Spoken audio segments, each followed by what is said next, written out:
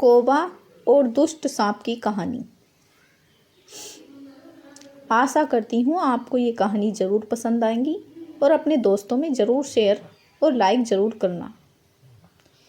एक बार की बात है, एक जंगल में किसी पेड़ पर कौवे का एक जोड़ा रहा करता था। वो दोनों खुशी खुशी उस पेड़ पर जीवन बसर कर रहे थे। एक दिन उनकी इस खुशी को एक सांप की नज़र लग गई। जिस पेड़ पर कौवों का घोंसला था, उसी पेड़ के नीचे बने बिल में सांप रहने लगा था। जब भी कौवों का जोड़ा दाना चुगने के लिए जाता, सांप उनके अंडों को खा जाता था और जब वो वापस आते तो उन्हें घोंसला खाली मिलता था। लेकिन उन्हें पता नहीं चल पा रहा था कि अंडे कौन ले जाता है। इस प्रकार से कई दिन निकल गए। एक दिन कौवे का जोड़ा दाना चुगकर जल्दी आ गया तो उन्होंने देखा कि उनके अंडों को बिल में रहने वाला एक सांप खा रहा है। इसके बाद उन्होंने पेड़ पर किसी ऊंचे स्थान पर छुपकर अपना घोंसला बना दिया। सांप ने देखा कि कौवों का जोड़ा पहले वाले स्थान को छोड़कर चला गया है, लेकिन शाम होते ही दोनों वापस पेड़ पर आ जाते हैं। इस प्रकार कई दिन निकल गए। कौवों के अंडों में से बच्चे निकल आए और वो बड़े होने लगे।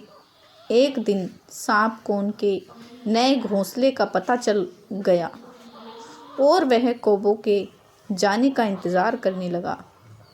जैसे कौवे घोंसला छोड़कर गए, सांप उनके घोंसले की ओर बढ़ने लगा, लेकिन किसी कारण से कौवों का जोड़ा वापस पेड़ की ओर लौटने लगा। उन्होंने दूर से ही सांप को उनके घोंसले की ओर जाता देख लिया और जल्दी से वहां पहुंचकर अपने बच्चों को पेड़ की ओट में छुपा लिया। सांप ने देखा कि घोंसला खाली है तो वह कौवों की चाल समझ गया और वापस बिल में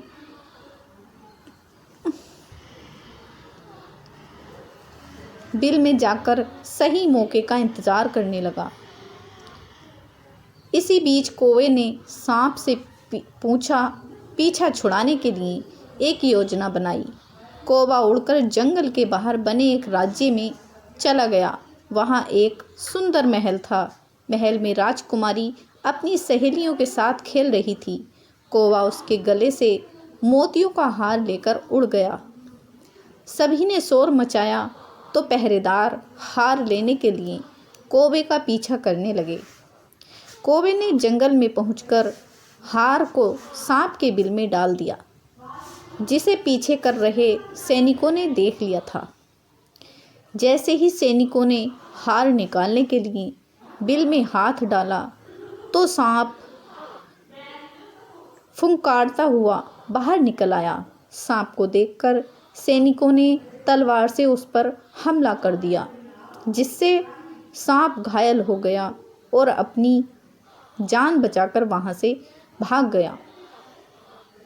सांप के जाने के बाद कौवा अपने परिवार के साथ खुशी खुशी रहने लगा।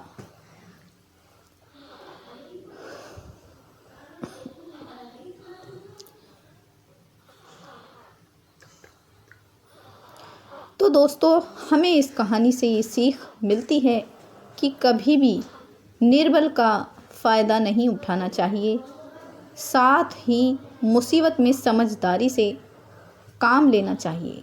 तो दोस्तों, आपको हमारी ये कहानी कैसी लगी, इसे लाइक और हमारे चैनल को प्लीज़ सब्सक्राइब ज़रूर करना और आगे भी अपने दोस्तों में शेयर करना।